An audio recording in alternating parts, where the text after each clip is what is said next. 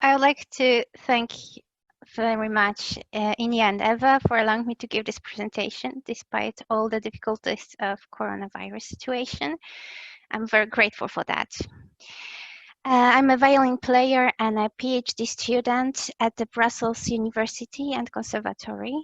I work on the violinistic style of Eugène Ysaÿe, the famous Belgian violin master from the end of the 19th and the beginning of the 20th century. For my today's short presentation support, I chose a photo of Ysaÿe and the pianist Camille de Creuse, taken during the recording sessions in December 1912 in Columbia Studio, New York.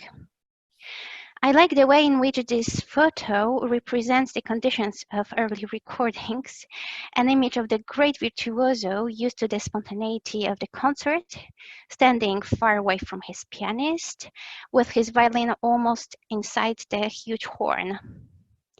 At that occasion, they recorded 14 short pieces of around 5 minutes each, and that was obviously the technical limitation of the time, the 5 minutes. These recordings are precious witnesses of Ysaÿe's unique violinistic expression, which was famous already in his times and became legendary for the next generations. Passionate about his touching, yet partially forgotten today art of singing the violin, I analyze in detail these precious sources. In my research, I combine computational analysis conducted in Sonic Visualizer with careful and open-minded experimentation on violin.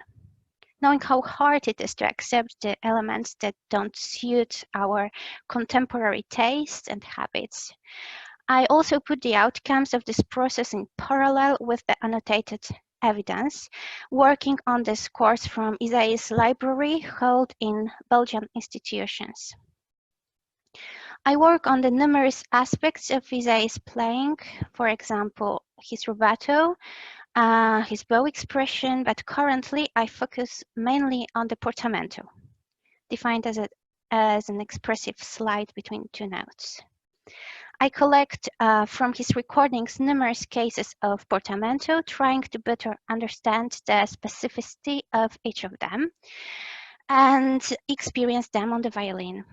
Basically, I use the same methods that were described by Johannes Gebauer this morning in order to understand the fingerings used. I evaluate also other variables like bowings, speed, emphasis. That allows me to elaborate existing categorizations of this expression mean in order to fully appreciate the highly diverse way in which Ysaÿe was using it. Putting it in parallel with annotated evidence, I can firstly verify my recordings analysis methods, thanks to the fact that we are lucky enough that the scores of certain recorded pieces, annotated probably by Ysaÿe, exist in his students' collections held in Juilliard School in New York. Secondly, other annotated pieces can complement the information collected from the recordings on different types of portamento. I believe that this approach helps to get a broader vision, allowing to dig into details of each type of portamento and systematize the outcomes.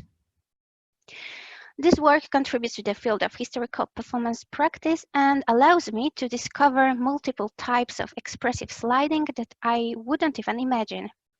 That enriches my dictionary of violinistic expressions and becomes very useful in the work not only on Ysaÿe's compositions, but also on the music of his times and even broader repertoire. I also hope that this kind of theoretical and practical outcomes might inspire a renewal in the violin practice today. Thank you very much.